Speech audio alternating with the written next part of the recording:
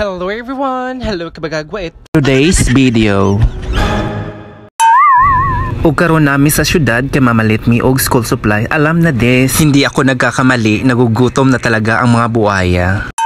So amo asang gipahinluan na mong table kay hasang buling ang table barting bungi ang mga on. So naana mo ang order hasta yu kayong bisiha sila ug unsay dugayan so mga on nami. Mga on taninyo mga kabagagwait.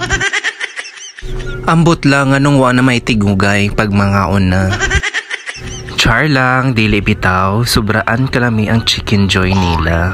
Ana pa si madam nga lahi daw ang lasa sa Sunday karon. Kalami sa kaon. Ug karon moadto nami sa bookstore kay magpalit nami og school supplies. Ug ubay-ubay pod ang namalit og mga school supplies karong adlaw. Kay gani Sunday man, barato lang kay ilang mga books diri mga kabagagwait. Siya si madam na busy o pamili sa mga notebooks. Ay may 4 na anak.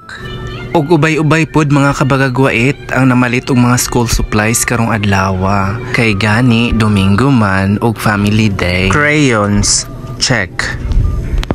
Pencils, check. Correction tape, check. Scissor, check. Pens, check. Ug ayaw na dugay-dugaya madam, kuhaan na lang na tanan. Ug karon magpila mi kay magbayad na. Kapila na mag rulers. Ug muhapit sa amidari kay mapalit mi og 50 tahon nga medyas may na lang. Ug karon mga tumig palengke. Parang hindi nagustuhan ni madam na sumakay ng kotse.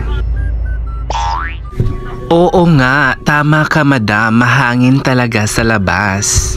So ngayon mga kabagagwait, malapit na kami sa palengke. Fast forward, bumili kami nitong tawag namin ay bulinaw. At bumili rin kami ng matang baka. Masarap ito pang sabaw at prito. Masarap dito sa palengke. Preskong prutas, preskong gulay, preskong karne at isda. O karon mga kabagagwait, maoran niya mo ang video. Thank you for watching. Have a nice day. Bye-bye.